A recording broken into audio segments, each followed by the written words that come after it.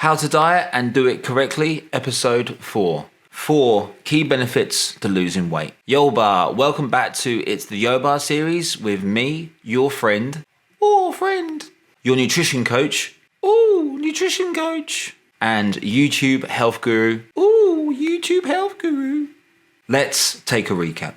So in episode 1, I discussed the beginning stages of a diet, the pitfalls that you can face when beginning a diet, and how those pitfalls can disrupt your diet and how you can avoid them. In episode 2, I discussed how to start your diet, gathering information, what direction you decide to take, whether that's macro or calorie tracking or intermittent fasting. But the real focus of the episode was managing your time and also your goal setting when it comes to your diet plan. In episode 3, I discussed habits, goal setting, and the hormone dopamine. By understanding the nature of dopamine and how it can structure healthy or unhealthy habits, and how those habits in turn can affect your dietary and also nutritional journey. So let's dive into episode 4 and run through my top 4 key benefits to losing weight. Okay, play the intro. Come on.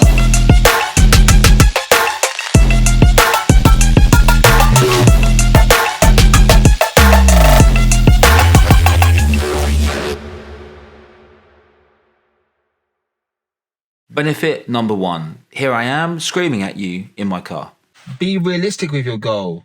Don't make your goal so impossible that you never reach it. So guys, when working with clients and setting goals for them, most of the time the client's goal to lose weight or to change their body shape or improve their body shape or improve their health is always far too great. But the problem with this is the greater the goal, the harder it is to achieve. What you should do, or what I set my clients to do, is actually to set a very short-term goal between 2 to 3 weeks. Something that we can work a structure into so that in 14 to 21 days, they should be able to achieve that goal because it's much more manageable. So with goal setting, guys, do not make something so impossible that you're never going to stick to it. Always set yourself something that's manageable and also achievable. Thanks, Chris. Benefit number 2. Get into a good routine when it comes to exercise and eating regular meals to achieve your weight loss goal. Obviously, eating healthy food and choosing better nutrition is the best way to start losing weight. You don't need a coach to tell you that. But what you may not realize is that a huge portion of sustainable weight loss comes from the routine and regular lifestyle patterns that you choose to adopt.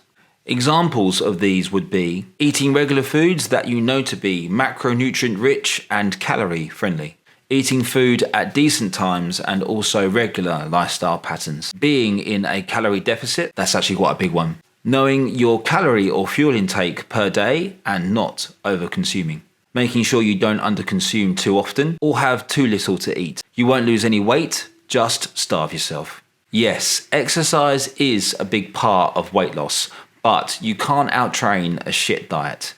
Just not possible. Stop eating processed food that makes you fat. If you don't understand what's in it, then probably don't eat it. Benefit number 3.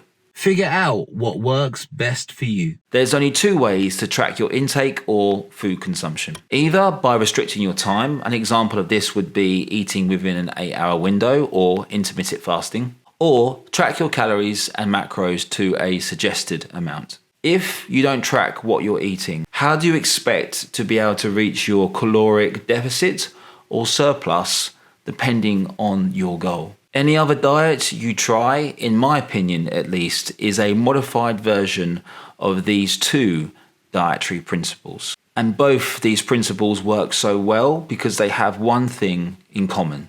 Accountability. You should either track your intake by restricting your time or tracking your macronutrient and calorie intake. Benefit number 4. Don't assume anything ever. Figure out how much food you need per day. What macros better suit your needs and how your caloric intake will affect your overall weight and also your performance training output. And when I say performance and training, guys, I don't just necessarily mean what you do as an activity or what you do down the gym. I also mean how you perform in regular day-to-day activities, such as going to work. Like I said before, you need to look at consuming good sources of food, and I'll use myself as an example. For the past year, I have been limiting the amount of processed carbohydrates and processed meats to a minimum. Why? Well, because even though I was in good shape, I wasn't necessarily in great shape. And when I wanted to cut my body fat down or trim up, I always found it hard to get rid of that last remaining bit of weight around my torso. So I slowly reduced the amount of carbs in my diet. Firstly, with things like bread, lattes, cappuccinos. It was then easy to replace my caffeine fix with either an Americano or an Americano with a dash of milk but no sugar. I then swapped my normal cow's milk for unsweetened soy or pea milk. And by the way, guys, a great product is this milk called Wonder. We sell it over here in the UK. You can either get it sweetened or unsweetened, but it goes great with coffee. So now I'm basically an Adonis 24/7. Joking. But I am much leaner and happier with my shape. So follow these 4 key benefits. Create better options for your body and also your health to improve. Not only your shape, but also your mental focus. And of course, be a boss bar. It's the Yo Bossy Week.